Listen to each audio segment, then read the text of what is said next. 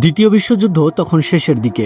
এক German submarine U-1206 British নৌবাহিনীর ভয়ে সমুদ্রের নিচেই টহল দিচ্ছিল। এই অবস্থায় সাবমেরিনের ক্যাপ্টেন টয়লেট ব্যবহার করার পর ভুল করে একটি ভালভ খুলে ফেলেন, যার ফলে সমুদ্রের পানির প্রচণ্ড চাপে টয়লেটের সেই ভালভ দিয়ে জল ঢুকতে শুরু করে। আর সেই জল সাবমেরিনে থাকা ব্যাটারির অ্যাসিডের সঙ্গে বিক্রিয়া করে বিষাক্ত ক্লোরিন গ্যাসের সৃষ্টি করে। বাধ্যত সাবমেরিনটিকে পানির উপরে ভেসে উঠতে হয়, কিন্তু ভেসে ওঠার সঙ্গে সঙ্গে ব্রিটিশ বাহিনী সেটিকে দেখে আক্রমণ করে এবং ধ্বংস করে দেয়। সাবমেরিনে থাকা ক্রু মেম্বাররা ভালো করেই জানে যে কোনো ছোট্ট ভুলেই তাদের প্রাণ চলে যেতে পারে। কিন্তু এত কিছুর পরেও 2025 সালে বিশ্বের অন্যতম শক্তিশালী পারমাণবিক সাবমেরিন HMS ভ্যানগার্ড টানা 204 দিন অর্থাৎ প্রায় 7 মাস সমুদ্রের গভীরে থেকে একটি নতুন রেকর্ড গড়ে তোলে। কিন্তু প্রশ্ন হলো, 7 মাসেরও বেশি সময় ধরে সাবমেরিনার্সরা কিভাবে সমুদ্রের 300 মিটার গভীরে জীবন কাটিয়েছিল? তারা কী বা খেত? তারা খাবার, জল, অক্সিজেন কিভাবে বা সংগ্রহ করেছিল? সমুদ্রের সেই গভীরে টয়লেটেরই বা কী করা হয়? যেখানে ছোট্ট একটা ভুলেই জীবন শেষ হয়ে যায়, এত চাপের মধ্যেও তারা কিভাবে এতদিন কাটিয়েছিল? HMS ভ্যানগার্ড হল যুক্তরাজ্যের একটি পারমাণবিক ব্যালিস্টিক মিসাইল সাবমেরিন, সংক্ষেপে SSBN। এই সাবমেরিনগুলির কাজ শুধু শত্রুর উপর আক্রমণ চালানো নয়, বরং এটি এমন এক সক্ষমতা রাখে যাতে যুক্তরাজ্যের বিরুদ্ধে কেউ হামলার সাহস না করে। এই কৌশলকে নিউক্লিয়ার ডিটারেন্স বলা হয়। আপনার মনে হতে পারে, সব সাবমেরিনই তো সমুদ্রে থাকে, তাহলে 204 দিন এত বিশেষ কেন হলো? কারণ সাধারণভাবে এমন গোপন অভিযান অনেক কম সময়ের হয়, কিন্তু HMS ভ্যানগার্ডের অভিযান অস্বাভাবিকভাবে দীর্ঘ হয়ে যায়। এটি পরিকল্পনার মাধ্যমে শুরু হলেও পরে বাধ্যত সময়সীমা বাড়াতে হয়েছিল। এর অন্যতম কারণ ছিল ব্রিটিশ নৌবাহিনীর অপারেশন। আসলে সাবমেরিন যখন সমুদ্রে থাকে তখন আরেকটি সাবমেরিন পরবর্তী মিশনের জন্য প্রস্তুত করা হয়, যাতে কখনো সেই সমুদ্রের পারমাণবিক গোপন অভিযানের ধারাবাহিকতা বন্ধ না হয়। আর এই মিশনের সবথেকে চ্যালেঞ্জিং বিষয় হলো সাবমেরিনের ভিতরে টিকে থাকা। আপনি প্রথমবার সাবমেরিনের ভেতরে ঢুকলে অবাক হয়ে যাবেন, কারণ বাইরে থেকে এটিকে বিশাল মনে হলেও ভেতরের জায়গা খুবই সীমিত। যেখানে একজন আসামির জন্য জেলে 40 স্কয়ার ফিট জায়গা থাকে, সেখানে ক্রুদের জন্য মাত্র 20 স্কয়ার ফুট। বলতে গেলে সাবমেরিনের ভিতরে জীবন কাটানো জেলের থেকে কোনো অংশে কম নয়। প্রতিটি ইঞ্চি জায়গা জুড়ে কোথাও খাবার, কোথাও যন্ত্রাংশ, কোথাও বিশ্রামের ছোট জায়গা, আর প্রত্যেকেই নিজ নিজ দায়িত্ব পালন করে চলেছেন। প্রতিটি দিন তারা এভাবেই কাটাতে কাটাতে একঘেয়েমি হয়ে যায়, যাকে ক্লোস্ট্রোফোবিয়াও বলা হয়, অর্থাৎ সংকীর্ণ জায়গার প্রতি তীব্র ভয় জেগে ওঠে।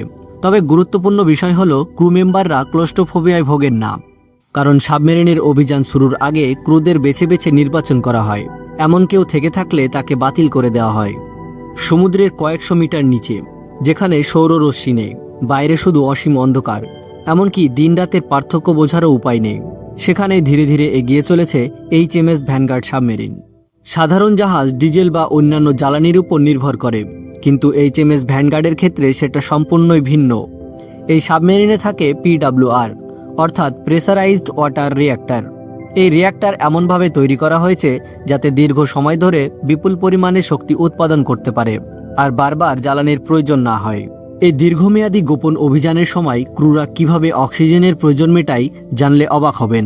সাবমেরিনের ভেতরে সমুদ্রের লবণাক্ত পানি নেওয়া হয়। সেই পানিকে প্রথমে বিশুদ্ধ করে এরপর ইলেকট্রোলাইসিস প্রক্রিয়ার মাধ্যমে পানির অণুকে ভেঙে হাইড্রোজেন এবং অক্সিজেন অণুতে পরিণত করা হয়। এই প্রক্রিয়ার মাধ্যমে তৈরি হওয়া বিশুদ্ধ অক্সিজেন বাতাসের মাধ্যমে সাবমেরিনের ভেতরে ছড়িয়ে দেওয়া হয়, যাতে ক্রুরা স্বাভাবিকভাবে শ্বাস নিতে পারে। তবে এটি একমাত্র সমাধান নয়। প্রতিটি মানুষ শ্বাস নেওয়ার পরেই আবার কার্বন ডাই অক্সাইড ছাড়ে।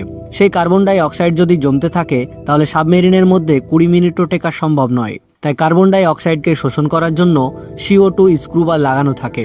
এই দুই প্রক্রিয়া একসঙ্গে চলার জন্যই মাসের পর মাস ধরে সাবমেরিনাররা তার ভেতরে টিকে থাকতে পারে। কিন্তু শ্বাস নিলেই মানুষ বেঁচে থাকতে পারে না, এর জন্য প্রয়োজন খাবারেরও। 204 দিন সমুদ্রের গভীরে কাটানো নরকের থেকে কম কিছু না। যাত্রা শুরুর আগে পরিকল্পনা মাফিক খাবার সংগ্রহ করে রাখা হয় ঠিকই, কিন্তু দিন বাড়ার সঙ্গে সঙ্গে টাটকা খাবার কমতে থাকে, আর প্রতিদিন একই খাবার, যাতে সাধারণ মানুষ মুহূর্তেই অসাড় হয়ে পড়বে। একবার ভাবুন, প্রায় 7 মাস আপনি সূর্য দেখতে পাবেন না, বাইরে কোথাও যেতে পারবেন না, আসামির মতো এক বাক্সের মধ্যে জীবন কাটাতে হবে। আপনি কি প্রস্তুত? কমেন্টে জানান। খাবার যেমন জরুরি, ঠিক তেমনই টয়লেটও ততটাই জরুরি। তবে সেটি কোনো সাধারণ টয়লেট নয়। প্রথমে টয়লেটের বজ্র একটি হোল্ডিং ট্যাঙ্কে জমা থাকে, পরে নিরাপদ পরিস্থিতিতে বিশেষ উচ্চচাপের ব্যবস্থায় সেই বজ্র সমুদ্রে ছেড়ে দেওয়া হয়, যাতে সমুদ্রের পানি কখনোই ভেতরে ঢুকতে না পারে। এইচএমএস ভ্যানগার্ড সাবমেরিনগুলি সমুদ্রের গভীরে নিশ্চুপভাবে রাত দিন সমান করে 24 ঘন্টায় চলতে থাকে, তাই ক্রু মেম্বাররা একসঙ্গে শান্তি করে ঘুমাতেও পারেন না। যে যার নির্ধারিত শিফট অনুযায়ী নিরলসভাবে কাজ করে চলেন। কেউ বিশ্রামে, আবার কেউ ডিউটিতে, কেউ সোনার স্ক্রিন দেখছে, আবার কেউ নেভিগেশন সামলাচ্ছেন। সাবমেরিনের ভেতরে অপ্রয়োজনীয় শব্দ করাও নিরাপদ নয়। এটি অনেক সময় বিপজ্জনকও হতে পারে, কারণ আধুনিক সোনার প্রযুক্তি পানির নিচে ক্ষীণ শব্দ শনাক্ত করতে পারে, যা শত্রুপক্ষকে সাহায্য করতে পারে। সবকিছুর ব্যবস্থা থাকলেও মানসিক দিক থেকে মাঝে মধ্যে ক্রুরা ভেঙে পড়েন। ভাবতে পারছেন, টানা 204 দিন ধরে একই করিডোর দিয়ে হাঁটছেন, বাইরে জগতে কি ঘটছে তার কোনো হদিশ নেই। এক সময় এমনও আসে যখন নতুন বলে কিছুই থাকে না। এই যাত্রাগুলি এতটাই গোপন হয় যে এটি কোথায় যায়, এর সম্মুখে কোনো শত্রুর আক্রমণ ঘটেছে কিনা কিছুই প্রকাশিত হয় না। নিঃশব্দে হাজার হাজার কিলোমিটার সমুদ্রের গভীরে পাড়ি দেওয়া এই এইচএমএস ভ্যানগার্ড দিনের পর দিন ধরে নিজেদের সঙ্গে, নিজেদের মনের সঙ্গে যুদ্ধ করে গেছেন, যা 204 দিনের একটি নতুন দীর্ঘমেয়াদী সাবমেরিনের যাত্রা বলে অভিহিত হয়।